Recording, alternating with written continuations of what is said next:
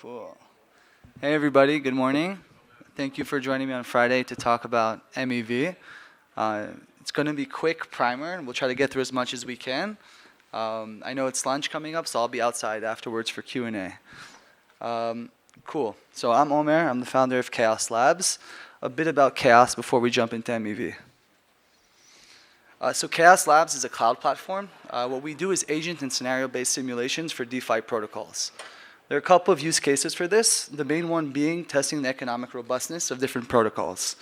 So we use agents, which is basically the ability to spin up any type of user that you could kind of run into on mainnet. It could be malicious activity or just ways that you're expecting for users to interact with the protocol. And then we also have scenarios. Scenarios are more like macro changes to the blockchain environment. You could imagine things like latency on transactions, gas prices if it's in the context of Ethereum, and recently just finished partnerships with Chainlink and Uniswap, where in the context of the simulation you have granular control over the return value of the price feeds. This opens like a whole world of testing and simulations. One example is the stuff that we're doing for Maker, and you want to be able to test that the liquidation and auction mechanisms are working properly. So in the context of the simulation, we can drop the prices of collateral assets and then see that keepers are working, auctions are working, and that everything is working as expected. The last kind of use case for Chaos Labs is after you deploy your protocol and you're doing governance updates, you're tweaking parameters, you don't really have a good way to test it today. So using our infrastructure, you can select different parameters for your protocol, run thousands of simulations over different probabilistic distributions, and then get results that are statistically significant for the market conditions that we set. Now for the talk. Okay. So what is MEV? Initially, in FlashBoys 2.0, MEV was called minor extractable value. Today, it's more maximum extractable value because nowadays it's not only the miners who are benefiting from this. So ultimately, MEV is really what value can be extracted from reordering the transactions on a given block. This doesn't sound too interesting on the surface, but it is actually very interesting because there's a lot of opportunity here. So when you have control over the transactions in a given block, there's actually a lot of financial upside here because you can start benefiting from arbitrages, liquidations in different types of way. Now, MEV is usually kind of, when we hear about it in the news, it's kind of like this dark thing that's terrible for DeFi and maybe kind of threatening for the future of Ethereum or other chains. But there's actually good sides to it, which is making markets more efficient, closing arbs across dexes and stuff like that. So it's not all bad. Having said that, there is a lot of damage that's done to the network itself and to the overall user experience. So what kind of damage happens to the network? Essentially, like in MEV, you can't really do it manually anymore. It's mostly bots. You have bots that are competing and bidding and trying to get kind of transactions in very specific orders to be able to financially benefit from this. Now, when there are many bots working across the network, this creates competition and kind of creates this false sense of block room. Ultimately, this can drive up gas prices. And we saw it earlier this year, or around 12, 18 months ago, when gas prices in Ethereum started spiking extremely significantly.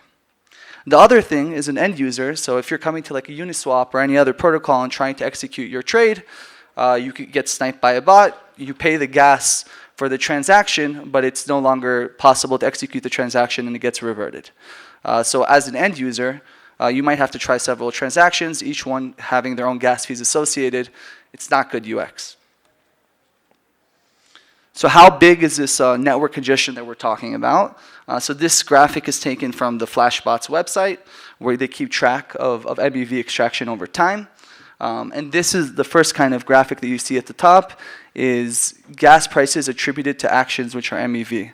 So you see here massive spikes. The massive spikes oftentimes correlate with kind of high market volatility, where there's a lot of opportunity. And they really just make things more expensive for everybody. Beneath that, there's some numbers about like basically quantifying the price and funds lost to kind of gas prices as a result of MEV action. Let's quantify it a bit further. So the numbers here are freaking massive, and this is why we're here. So just the MEV started being tracked by Flashbots, I think January 1st, 2020. So this is definitely an incomplete history of basically funds and kind of prices that have gone towards MEV. Right now, it's a bit over half of $1 trillion. And like you see, this is like the graphic here is an aggregate function, so it's always getting larger, larger, and larger. Now, as big as this number seems, it's actually the tip of the iceberg. Flashbots, which is tracking this, they're only tracking some of the larger protocols. So we have here like the Aaves, the Compounds, the Uniswaps of the world, and that's just like a little bit, right? So you can imagine that the real number is much, much larger, especially with the current pace of innovation at DeFi. I don't know if we're at 2.0 or 3.0 or maybe after this weekend 4.0, but there are a lot of protocols that are missing here. All right, so we kind of like painted the picture. Why should we care about MEV?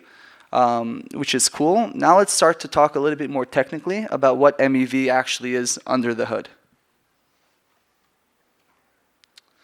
So you can imagine the following flow. I'll come to the screen because the text is very small on this presenter view. So a following flow would go like this. A user signs a transaction and it's broadcasted to the network. In the context of this conversation, we'll focus on Ethereum, even though MEV exists on every single chain. As soon as the user signs a transaction, the transaction enters the mempool. Now miners are working to solve some type of puzzle, assuming that we're still in proof of work. And a certain miner has won. So now he has the ability to take transactions out of the mempool and order them in any way they see fit. And this is the part that's really important. For most people coming into the space, I think the intuition is that the ordering would be by some type of timestamp, maybe when they were submitted. So it turns out that it's not, and usually miners act as rational kind of agents or actors in these systems, and they're going to order the transactions in the way that's going to benefit them the most. So one naive approach for this is just gas prices or tips, right? So they can just take whatever's going to pay them the most and be the highest economic incentives and work that way. But things over the years have gotten a little bit more complex and a little bit more basically smarter. Now we see kind of bots or MEV searchers collaborating with miners to order transactions in the same way and even splitting fees. There's more on that on the end, but definitely there's a lot more to it than just kind of taking any arbitrary order of transactions and filling a block. So what kind of MEV types? This is very general and definitely not exhaustive, but there are 3 types that we want to look at today. There's front running, there's back running, and there's a sandwich attack. Let's go into each one and discuss it more.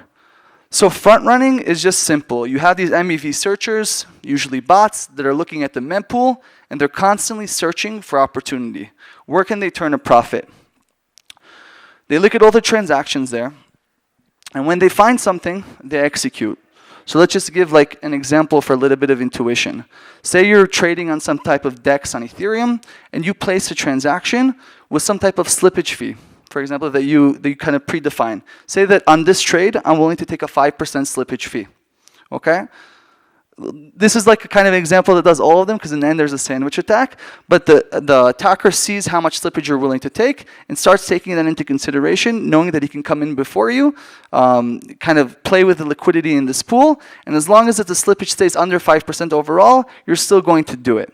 Okay, so let's think about that slippage for a second. Now let's talk about back running.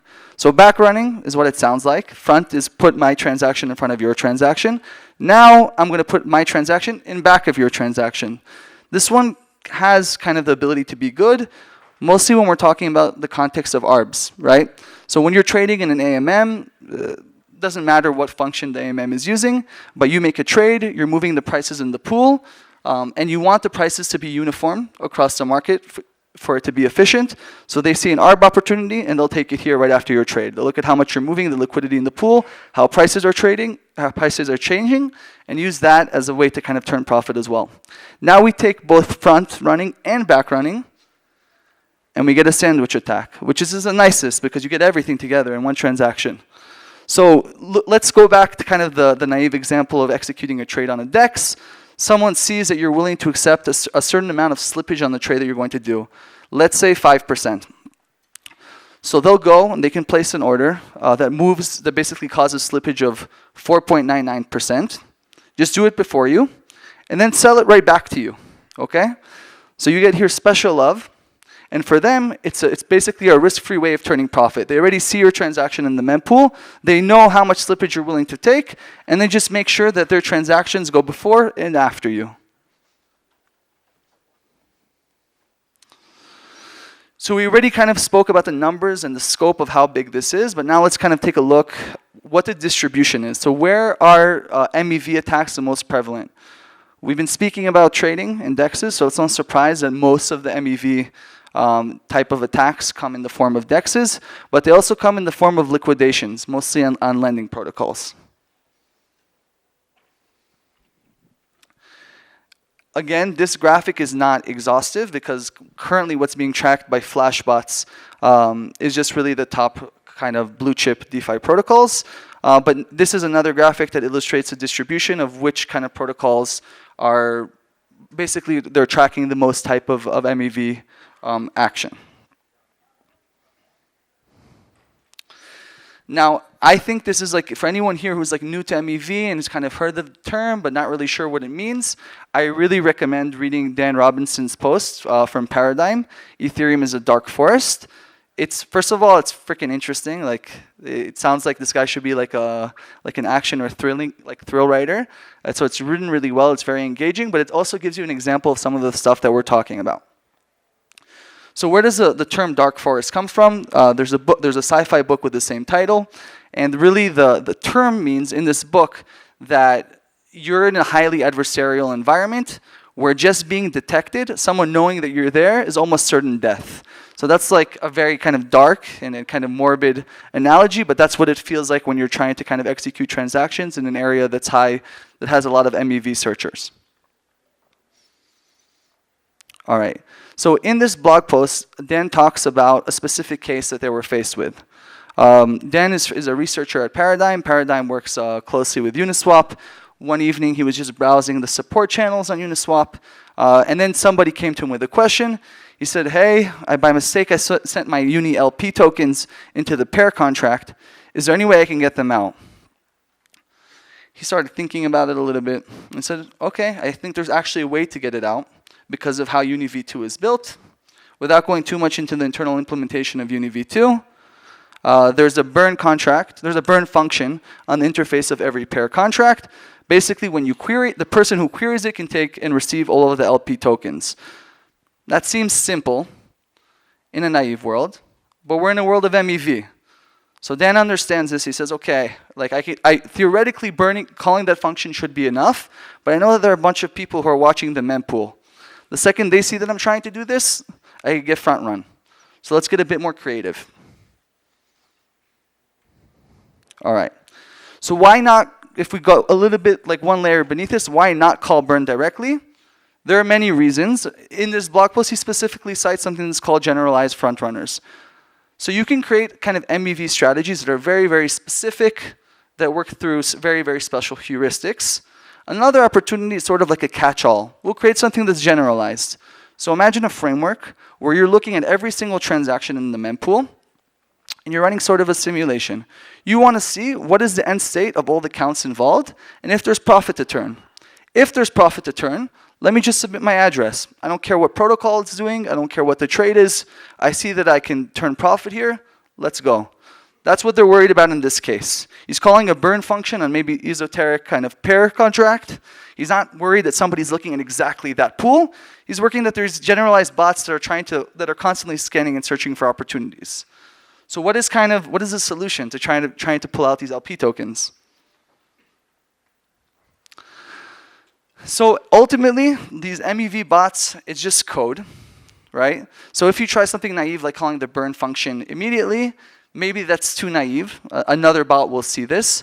So maybe we can obfuscate some of the actions, kind of try to confuse the bots. The strategies hopefully aren't, the MEV strategies aren't that advanced. And with this obfuscation, I'll be able to call the burn function before anybody front runs me and submits the transaction. So now I'll come here so we can kind of like review the code very quickly. Again, this wasn't like the most complex setup. Also, it might be one of the reasons why it didn't work for them, even though we'll get into that later. But they deployed two contracts, right? They deployed a simple getter contract. Getter and setter contract. And the idea is that only the person who deployed the contract can make the calls. If not, they're going to be reverted.